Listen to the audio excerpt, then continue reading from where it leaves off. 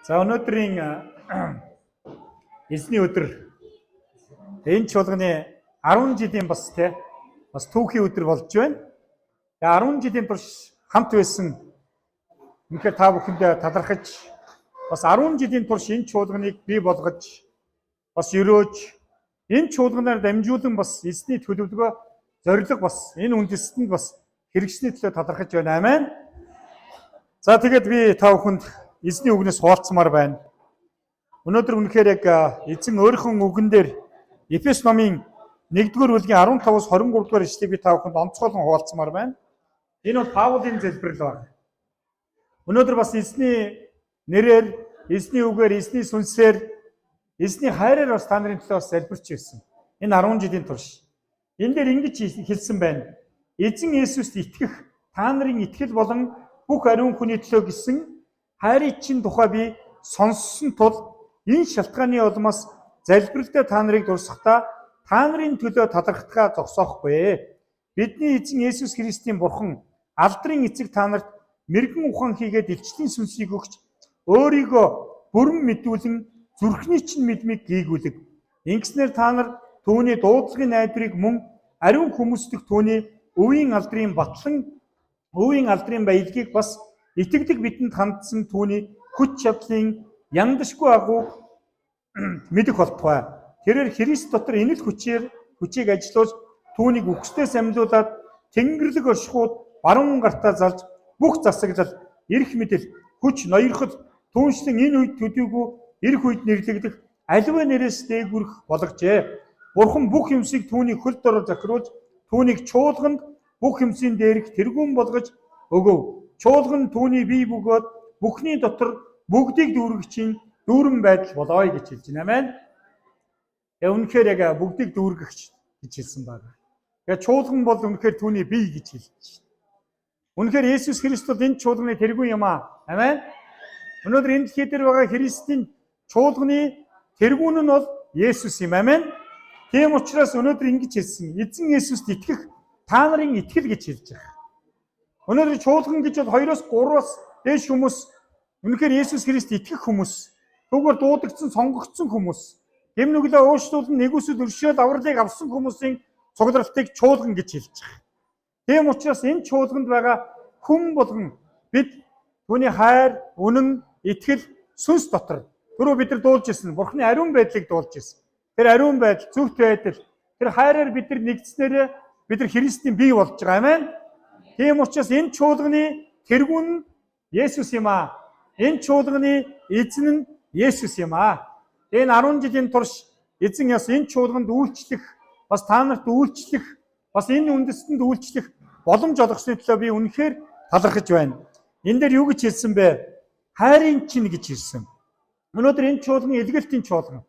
Өнөөдөр үнэхээр Бурхны хайр, бас хөршөө хайрлах энэ хайр, энэ агуу тушаал энэ чуулганд өгөгдсөн учраас бидний илгээлт, бидний үйлчлэл Бурхныг хайрлах учраас бас хөршөө хайрлах энэ үндсэн дээрээс энэ чуулган эзэнд үйлчилдэг. Амен. Тийм учраас ингэж хэлсэн Паул, та нарын төлөө талархахаа зогсоохгүй гэж хэлсэн. За 10 жилийн турш хамт үйлчилсэн. 10 жилийн турш гэдэг нь юу гэж хэлж байгаа нөхөө өнгөрсөн 7 хоногт ирсэн хүн ч орж байгаа шүү. Энэ чуулганд байгаа хүмүүсийн төлөө үнэхээр талархдаг. Яагаад гэхээр үнэхээр чуулганд үхсдийн орны хаалга дийлэхгүй гэж хэлсэн. Чуулганд Есүс юуг өгсөн бэхээр Тэнгэрийн хаанчлалын түлхүүрийг би та нарт өгье гэж хэлсэн. Энэ чуулган залбирх үед, чуулган магтах үед, чуулган хамтдаа ариун сүнс дотор нөхөрлөх үед, бас Бурхны үгийг хэрэгжүүлэн зөвхт байдал, ариун байдал дотор амьдрах үед бид нар энэ нийгэмд гэрэл болдог. Гэрчлэл болдог. Энэ нийгэмд бид нар үнэхээр тэр амтхуу газрын давсан болдог. Энэ нийгэмд бид нар олзонд байгаа, өвчтөй байгаа, шоронд байгаа, магадгүй үнэхээр тийм зүрхсэн шаналсан хүмүүст бид нар тайтгал, тайвширлан эрх чөлөөг энэ чуулган, энэ эзний нэр, энэ хайрын үднэс болон энэ нийгэм өөрчлөгдөг. Амен. За би одоо үнэхээр итгэж 10 жилийн өмнө энэ чуулган, яг энэ чуулганаас өмнө бас би одохгүй түүх ярьж өгнө. Байсан хүмүүсийн амьдралыг би одоо сайн мэдчих. Зарим нь архины асуудалтай байсан, янз бүрийн асуудлууд өнөөдөр 10 жилийн турш янз бүрийн өрний асуудал байсан, өвчтний асуудал байсан, гэр бүлийн асуудлууд байсан. Харин энэ чуулганаар дамжуулан Бурхан ерөөсөн, эдгээсэн юм уу? Тэ? Үнэхээр тийм үү? Гэр бүлүүдийг бас ариусгасан байгаад байна. Өнөөдөр 10 жилийн өмнө арх уугаа тамхи татдаг байсан хүн өнөөдөр 10 жилийн турш өнөөдөр тийм арх тамхинасаа гарan магадгүй 10 жилийн өмнө тийм асуудал тийм нөхцөл байдал хүнд зовлон дотор явсан хүмүүс магадгүй 10 жилийн турш тэр хүнд буулганаас чөлөөлөгдөө явж байгааг миний хувьд бол харж байна. Тийм учраас эзэнд бас бүх алдарн байх болтугай. Энэ дээр шашаа ингэж хэлсэн. Ер нь бол бидний эзэн Есүс Христийн бурхан гэж хэлж байгаа. Эцгийн тухай ярьсан. Тийм алдрын эцэгт нь та нарт мэрэгэн ухаан хийгээд илчлэлийн сүнсийг өгч гэж. Бурхан таны дотор үнэн зөвийг ялгах чадварыг өгсөн учраас бид мод чулуу хүн бүтээлд мөрөгхөө байж Тэнгэр газрыг бүтээсэн бидэнд амьдралыг өгсөн. Ирээдүйд үнэхээр биднийг үрд мөнхөд ирээдүй рүү дуудсан тэр бурханыг бид таньж мэдсэн. Мөн үү? Тэгээ цаашаа ингэж хэлсэн. Өөрийгөө бүрэн мэдүүлэн зүрхний чинь мэдмийг гийгүүлэг гэж хэлсэн. Амен. Эзэнд алдарн байгээ. Энэ бурхан бол бидний зүрх сэтгэл бодол санаанд бидний оюун ухаанд өөрийгөө илчилдэг. Таны зүүдэнд ирсэн байгаа. Зүрх сэтгэлчийн үгээ хэлсэн.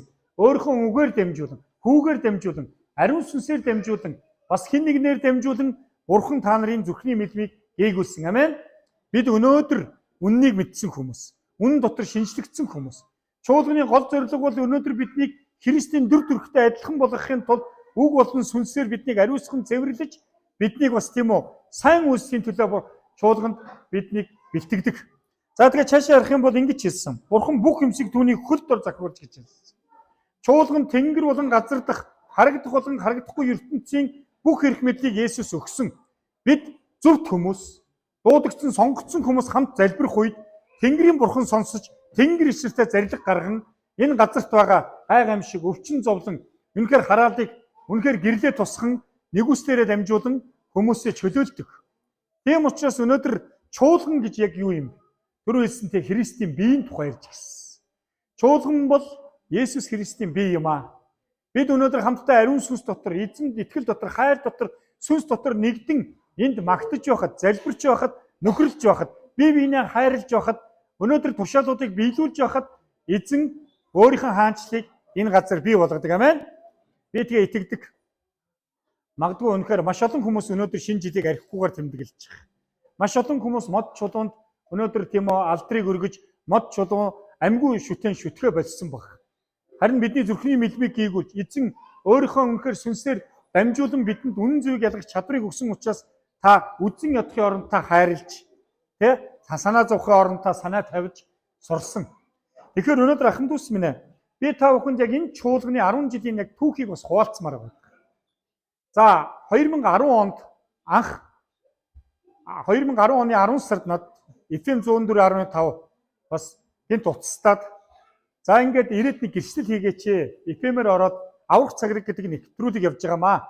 Тэнд ирээд нэг гэрчлэлийн нэвтрүүлэг хийгээд өгөөч гэж урьсан.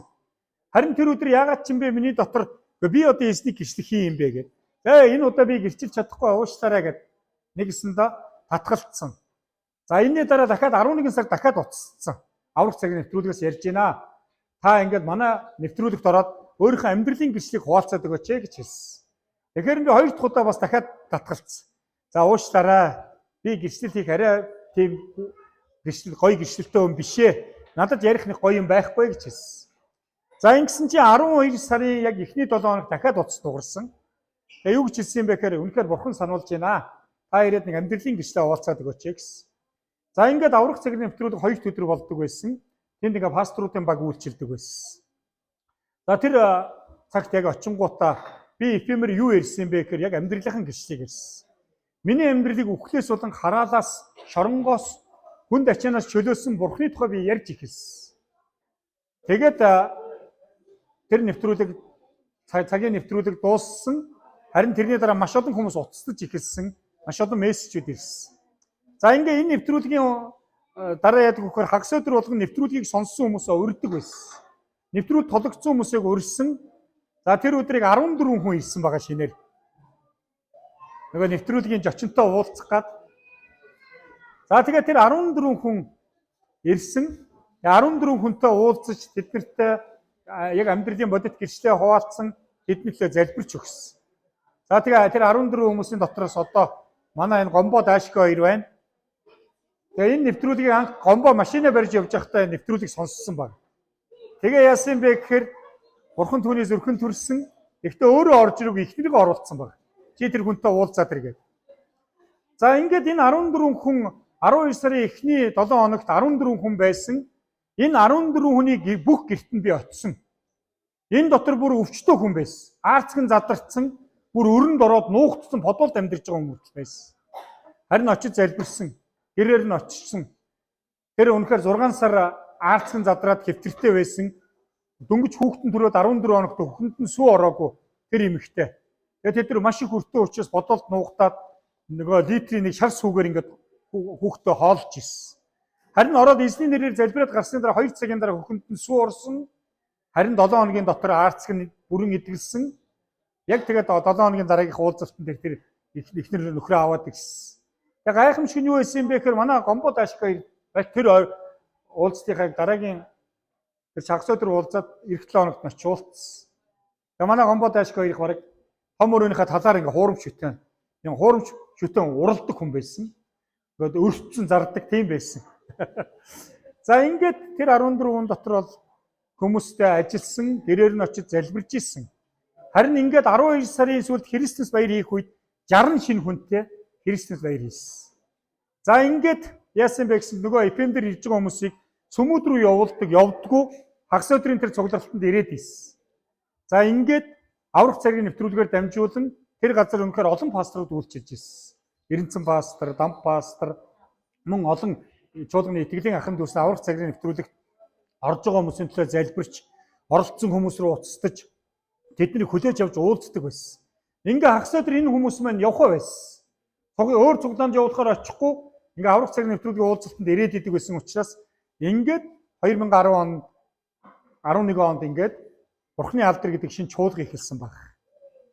За тэгээ энэ чуулганд миний би үйлчилж яваад бас Баямын сургуульд яваад буцаж ирээд яг 3 жил энэ чуулганд бас үйлчилсэн. Энэ Бурхны алдар чуулганд бас пасторыг томилогдсон байгаа би. Харин яг 3 жилийн дараа эзэн нэг өдөр надад ингэж хэлсэн. 2 жил 6 сарын яг дараа ахгүй юу? Яв гэж хэлсэн. Элгэлтийн чуулган тарь гэж хэлсэн. Тэгээ миний хувьд бол ер нь бол ямар ч чуулган тарих, ямар ч тийм пастор байх, ямар ч тийм бодол байгаагүй, мөрөөдж байгаагүй, хүсэлж байгаагүй. Харин Бурхны хийдэг ажил бол гайхамшигт. Тэр газар зүгээр гэрчлэлээ хийсэн. Библиэлд байгаа гэрчлийн хурганы цусаар ялна гэж хэлсэн. Энд байгаа хүмүүсийн амьдрал бүгдэнд нь гэрчлэл байгаа тийм үү? Бурхан өнөөдөр таны амьдралд ажилласаар байгаа. Өнөөдөр таныг хамгаалсаар, хангасаар, ерөөсөөр байгаа. Хөрөнгө олох хүч чадлыг Бурхан танд өгж байгаа. Таны амьдралд байгаа бүх сайн зүйл Бурханаас ирсэн. Тэгээ яасан бэ гэсэн чинь 2013 оны 6 сард эзэн надад хэлсэн. Илгээлтийн чуулган тарь гэж хэлсэн. Тэгээ би пастортойгоо уулзсан. Эрдэнэ пастраа эзэн надад хэлж байна. Илгээлтийн чуулган тарь гэж ийн гэж хэлсэн. Харин тэр үе чуулганыхан маань үгүй энэ Бурхны үсэл биш ээ гэд олон хүмүүс эсэргүүцэж ирсэн. Харин би эзнээс сонссон. За би Бурхан надад хэлсэн юм чинь пастраа танд бас хэлье шүү гэж хэлсэн. Харин яг 6 сарын дараа Эренцэн пастор ингэж хэлсэн надад. Цогоо энийг Бурханаас юм байна. Ингээд 2013 оны 12 сарын 29-нд ихтэй пастраа би агаараа явна шүү гэж хэлсэн. Ингээд 10 хүнтэй ингээд 2013 оны 12 сарын 29-нд бид нар энэ UBTS гэдэг Библийн сургуулийн зааланд цуглаа хийдэг байсан. Тэгээд тэн дээр бид нар яг албан ёсоор илгээгдсэн. Нэрээ аваагүй байсан. За ингээд 2014 оны 1 сарын 5-нд анх удаа бид нар цуглаанаа хийсэн. Анхны цуглаанаа хийсэн. Харин энэ үед яасан анхны цуглаан хийхэд тэр 7 хоног би Бурханаас нэр гуйсан. Эзэн минь таны хүсэл байгаа бол үнэхээр энэ таны үнэхээр тийм бол дуудлага таны төлөвлөгөө мөн бол та надад баталгаа өгөөч гэж гуйсан. За ингээд баталгааг яаж гуйсан юм бэ гэхээр нэрээ өгчих гэж гуйсан байхгүй. Тэгээ ээжсэн чи эзэн надад зүйдэнд Христийн үг итгэлэн сонсох нь Христийн үгээр ирдэг гэж Орон номын 10:17-д хэлсэн. За энэ танаас ирсэн нэр мөн үү гэж асуусан. Тэгээ би шалгахын тулд медээр очлоо. Монгол чуулган бий болоод 20 жил болцсон байсан. 20 гаруй жил болцсон байсан. Тэгээ медээр очиод Христийн үг илгээлтийн чуулган гэдээ нэр яасан чинь яг 7 хоногийн өмнө 3 пастор орж ирээд шинэ чуулган тарьж байгаа шинэ нэр өгөөч гээд өшнөө нэр хайгаад айгүй олон нэр давтсан учраас ард нь дагвар өгөөд нэр авч ирсэн юм аа. Тэгээ Христийн үг гэдэг нэг ч чуулган байхгүй байна. Эзэн минь баярлалаа. Энэ бол танаас ирсэн нэр байна гэдэг. За ингээд улсын бүртгэл дээр очиод нэрээ өгсөн чинь Хүмүүс тэгж зүйлсэн. Улсын бүртгэл дээр олон нэртэй очихгүй нэр давхцдгийг шүү гэсэн. Ингээ улсын бүртгэл дээр очисон чинь нэрээ өгсөн чинь цорын ганц нэр. Ингээд би эзэн энэ бол таны хүсэл юм байна. Эзэн минь та өөрийн чуулганыг өрөөж өгөөрэй гэсэн.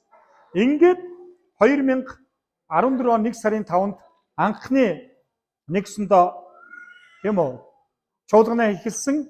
За тэрнээс хойш 10 жил болсон байна. Удахгүй та бүхэнд бас 10 жилийн тэгээд зарим зургуудаа олдсонгүй, биднээс туршлагагүй учраас олон зургийг бас оруулж чадсангүй 10 жилийн түүхийн тухай та бүхэнд бас харуулах болно.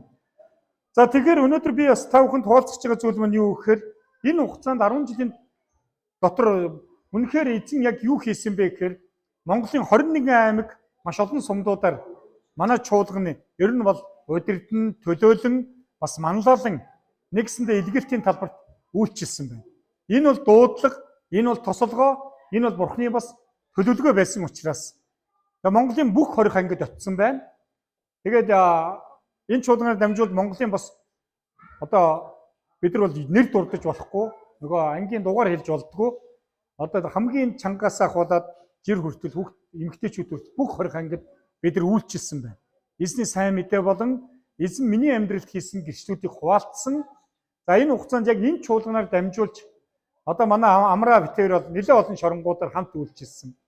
Одоо амьд гэлч 10 жилийн дотор түүх байж штэ.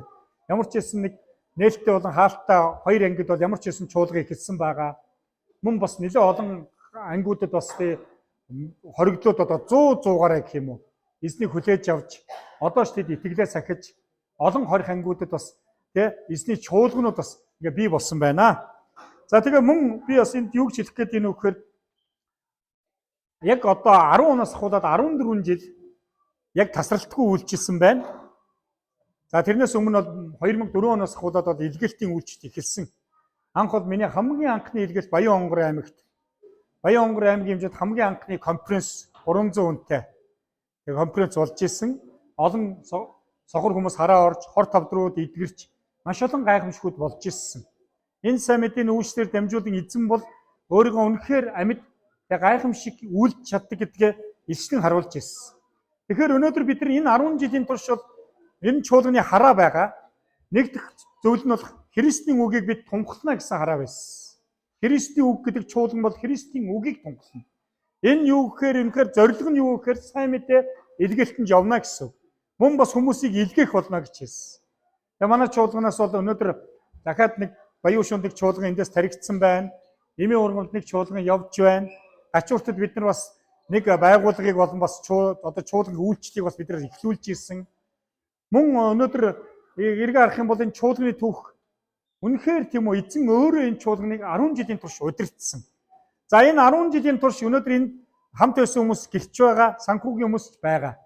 10 жилийн турш энэ чуулган ямар нэгэн гадаад хүмүүд дотоод янз бүрийн ямар ч бид нар санхүүжилт, ямар ч холбоо, ямар ч дэмжлэг байхгүй энэ итгэлийн Христэд итгэдэг хүмүүсийн өргөл хандвар энэ чуулган өнөөдрийн хүртэл ямар ч хасах байхгүй нэмэгтэйгэр тийм үү өнөөдрийн хүртэл эзнийг алдаршуулан үйлчилж байна. Тэгээ үнэхээр эзэн талархъя тийм ээ. Бид нар үнэхээр яг эзэн бол энэ чуулганыг өөрөө удирдсан, өөрөө чиглүүлсэн. За тийм учраас өнөөдөр би та бүхэнд бас уриалгах байгаа зүйл маань яг юу вэ гэхээр өнөөдөр үнэхээр бурхан бол ярьдаг. Тэр үнэхээр дууддаг. Магадгүй та төлөвлөөгүй, та бэлдээгүй, та магадгүй мөрөөдөөгүй ч байж болно. Харин бурханы мөрөөдөл агуу шүү дээ. Тэгээ хэрвээ 20 одоо юу гэдэг 22 жилийн өмнө эхнэр битээр гэрлээгүй байсан бол мөн те энэ сайхан хүүхдүүд, ийм сайхан хүүхдүүд төрөөч үгүй ч юу? Тэ энэ чуулган бас байгаа ч үгүй юу? Энэ үндэстэнд энэ олон газар сайн мэдээ тараагдаач үгүй юу? Тэгээ өнөөдөр бурханы төлөвлөгөө шал өөр байдаг. Эхнэр битээрийг гэрлэж яхад тухайн үеийн пастор бас зөвшөөрөхгүй байсан. Яг тэгэхээр би алдаж энтсэн 20 ангид олон жил байсан учраас ийм үнэтэй гэрлүүлэхгүй гэж хэлсэн. Харин тэр пастор явхаас яг 7 хоногийн өмнө Монголд 20 жил үйлчилсэн пастор хамгийн сүүлд манай чуулгыг эхлээд 1 жил гаруй болж байхад бид нар тэр юунд байсан нөгөө юу гэдэг вэ захын наран тулын наан мангасан ям наан маань цуглаа гэдэг байсан. Тэгээ тэнд ирж номлосон байгаа. Тэгээ тэр ирээд намайг тэрвэрэд цогоо чи намайг уушлаар би чамаас уушлах гоох ёстой хүн. Хэрвээ би бид дандаа зарчим ярьдаг. Харин Бурхны төлөвлөгөө өөр юм аа. Зарчмыг давсан хайр байдаг юм байна. Хэрвээ би дэндүү хот байсан бол энэ гэр бүл, энэ гэрлэлт, энэ чуулган, энэ үйлчлэгийг харж чадахгүй байх байсан.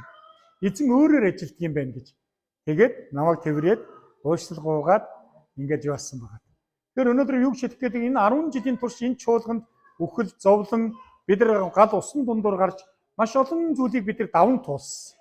Энэ 10 жилийн турш энэ дотор байсан хүмүүсийн аав нь, ээж нь, амьдралын зовлон бэрхшээл бүх зүйл дээр миний бие ямар ч байсан оролцож байсан. Бас олон хурмуудыг бас ажиллаж байсан. Олон газруудад бид хамт илгээлтэнд явж байсан. Тэгэхээр энэ бүх зүйлийг Бурхан хийсэн юм аа. Энэ бүх зүйл бүх алдар нь Бурханд байх болтугай амин. За тэгээ эцэст нь би та бүхэнд Филиппо номын эзэн биднээс эх 10 жил юу өсөж ийн вөхөр өнгөрсөн 10 жил бид үнэхээр сайн мэдээг тунхагласан байна. Христийн үгийн үнэхээр тийм үү гол хараа зорилго бол Христийн үгийг тунхаглан сайн мэдээ илгээлтэнд явна. Христийн үннийг заана гэж хэлж. Бид өөрсдөө үнэн дотор амьдарч дагалдагчдыг бэлтэнэ. Гурав дахь зүйл нь Христийн хайраар үйлчлэнэ гэж хэлсэн. Бие биендээ Христийн хайраар үйлчлэнэ. Хамгийн сүүлчийн зүйл нь Христийн тушаалуудыг захин биелүүлнэ гэсэн Христийн чуулганы ийм дөрвөн эрхэм зүйл байгаа шүү. Тэгээ Христийг эртэл, Христээр очтол энэ чуулган дэлхийн өнцөг улам бүрт илгээлт хийж, гэрчилж үнэхээр тийм дэлхийн өнцөг улам бүрт эзнийг алдаршуулаасаа гэж хүсэж байна. Амен. За Филиппо номын 4-р бүлгийн 1-9-р эшлэлээр ингэж хэлсэн байгаа. Тиймд миний баяр хөөр ба титэм мөн миний хүсэн тэмүүлэх хайр дахтуу нар минь ээ. Эзэн дотор баттай зогсохтун гэж хэлж. Титэм гэж хэлсэн байгаа. Паул. Тэгээ баяр хөөр гэж хэлсэн. Би өнөөдөр үнэхээр та нарыг бодохоор маш их баярлалдаг шүү дээ. Гэр бүлүүд нь өөрчлөгдөж байгааг харахад, хүмүүс өрөөгдөж байгааг харахад, үнэхээр зөвхт байдал дотор амьдарч байгааг харахад, өнөөдөр үнэхээр энэ дугаа хүмүүсийн амьдрал өгсөх, өөдлөн, дэвжиж, амжилтанд хүрэхэд үнэхээр яг Паул шиг миний зүрхсээ баярлалдаг. Миний хамгийн их баярлалдаг зүйл юу вэ? Чуулганы минь хүмүүс үнэхээр ариун байдал, зөвхт байдал, бие биенээ хайрлж, гэр бүлүүд нь өрөөгдөж байгааг харахад маш их баярлалдаг. Цаашаа гэсэн эзэн дотор санаа нэгтэй байгаарай гэж хэлж байна. Гэж би юудаг ятхыг мөн сүнтихийг ятхыг. Тийм ээ. Өрнөч нөхөр минь чамаас гуй. Сайн мэдээний төлөө надтай болон хэлийн бусад хамтран зүтгэгчдийн минь хамт тэмцсэн тэдгээр эмэгтэйчүүдийг туслаарай. Тэдний нэрс амийн номд бий. Эзний дотор үргэлж баяр би дахин хэлий баярлахтун. Та нарын дүлгөөн зам бүх хүнд мэдэгдэг эзэн ойрхон байна. Юунд санаа бүү зов харин бүх зүйл дээр залбирал байгуултаараа талархалтайгаар Бурханд хүсэлтэд мэдүүл. Бүх оюун ухааныг давах Бурханы амар тайван та нарын сэтгэл санааг Христ Есүс дотор хамгаална. Эцэст нь ах トゥ нараа юу нь үнэн, юу нь хүндэтгэлтэй, юу нь зөв, юу нь ариун, юу нь сайхан, юу нь сайшаалтайг мөн альва сайн үйл байвал магтууштай ямар нэг юм байгаа бол эдгээрийг тунгаан бодцгоо. Та нар надаас суралцсан, хүлээн авсан, сонссон, харснаа хэрэгжүүл. Амар тайвны Бурхан та нартай хамт байх болно гэж хэлсэн. За өнөөдөр Паулын загтал дээрс хэлж байна. Би бас үнэхээр энэ үгийг та нарт тунхалж байна. Та нар сонссон, харсан зүйлээ юун сайн, юун үнэн энийг тунгаан бодож хэрэгжүүлэх юм бол амар тайвны Бурхан та нартай хамт байх болно гэж хэлж байна. Амен. Тийм учраас бат зогсоорой гэж хэлж байна. Өнөөдөр эзэн дотор үнэхээр санаа нэгтэй байгаарай гэж хэлж байна. Эзний дотор үргэлж баярл гэж хэлж байна.